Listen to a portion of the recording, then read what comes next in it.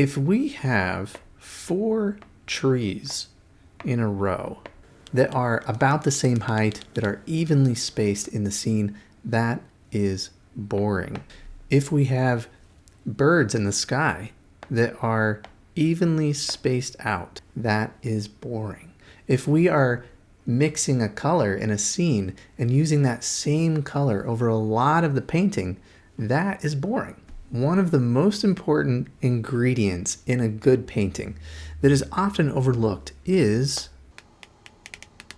variety. In good painting, we want a variety of shapes, big and small shapes in the scene. We want a variety in how we arrange things in the scene. We don't want our trees to be evenly spaced, or birds or buildings or cars or anything like that. So we want to be thinking about how to bring variety into our paintings. This is very important when it comes to color mixing. I've been guilty of this too, and I've seen this time and time again in students' paintings. They will mix up a big puddle of one color and just continue to use that color throughout a big portion of their painting. Where we often run into this is when we are mixing greens. So take a look at the scene here. We have green trees in the background, green grass that's in light and in shadow. There's green all over the scene. And what's tempting to do is to mix up one puddle of green and use it all over the place. Not only does lack of variety make your painting boring, but it also detracts from the depth in the scene. Let me explain. Here's the painting I created from that reference photo. Now within this scene, I have a variety of greens that I'm using. There's a cooler green here, a little warmer green here, a more vibrant green here, a warm green for the light hitting the grass, and a darker, cooler green for the shadows. If I had just mixed up the same kind of olivey green and used that in the background for the trees in the middle ground, for this stronger, more focused tree, and also for the grass and in the shadow, I would have a very boring painting. So not only is variety important, but there's a reason for varying these greens too. You'll notice that this green here has a cooler tint to it than this green here.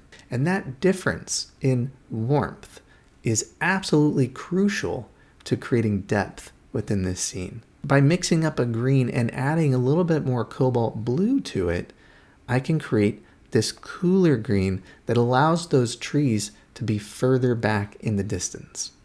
And on the other end of that spectrum, by creating a more warm, vibrant green, that allows this part of the painting to really come closer to us, creating that feeling of depth. If you're not sure how to mix a variety of greens, I have something that can help.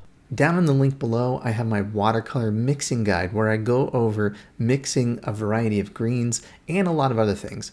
So there's a few ways we're creating depth in this scene. One is by how warm or cool the green is, but there's a couple other things. The other is contrast. When there's less contrast, an area will recede into the distance. When there's less texture, an area will also recede in the distance. So these trees in the background, I tried to paint them at a lower value and with less harder defined edges. So you can see the difference in the coolness here versus here. This area is a lot warmer and more vibrant, and I have more texture like we see here. So now that we've covered variety and tools for creating depth, we need to talk about water control. And there's no better subject for practicing this than painting skies. I've made a complete video about this topic that you can watch right here.